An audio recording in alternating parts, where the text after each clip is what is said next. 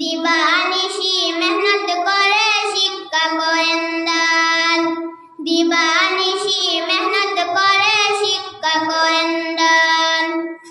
আল্লাহ তুমি সুবহান, আল্লাহ তুমি দয়াবান, গুনাহগার জামে মসজিদ তোমার দেওয়া দান, গুনাহগার জামে মসজিদ তোমার দেওয়া দান। এই মক্তবের ইমাম যিনি হাফিজ আব্দুল্লাহ, এই মক্তবের ইমাম যিনি হাফিজ আব্দুল্লাহ, সবার দোয়ায় আমরা কিন্তু হয়েছি